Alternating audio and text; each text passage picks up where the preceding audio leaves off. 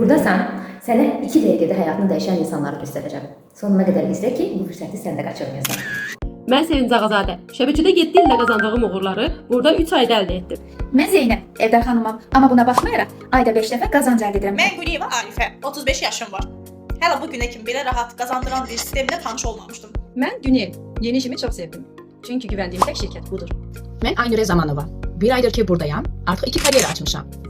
Mən Töhfə müəlliməyəm. Maaşla kifayətlənmədim. İndi isə komandamla birlikdə məhsul almadan həftəlik və aylıq qazanc əldə edirəm. Mən Abbasa Günlar. Mən də abunəlik sistemini həftəyə qazanmağı öyrəndim.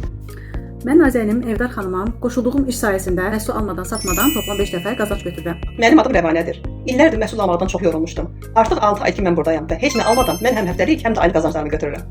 Mən Güldanə mühasibəm. İkinci iş olarak burada çok güçlü bir komanda ile çalışıyorum. Bir ayda 3000'lik komanda kuruldu.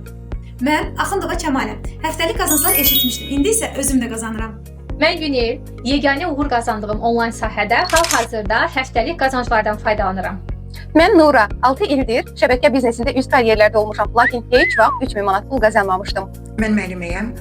Bu şirkətdə artıq 8-ci ayda çalışıram və çox razıyam. Ayda 5 dəfə mən maaş alıram.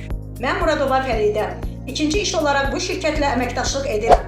Həqiqətən heyran edicidir. Mən Cəmal Aygün. Burada nəinki üst liderlər, bugün abunə olan abunəçilər belə qazanır. Mən Leyla Məmmədova. Hər həftənin 4-cü günü dəvətim olduğu olmadı, mütləq qazanc alıram.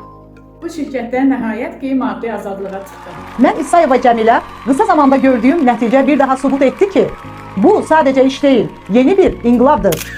Necədir? Səncə bu insanlar yanıla bilərmi hamısı? 2 milyondan çox tərəfdaşla birlikdə sən də qazanmağa nə deyirsən?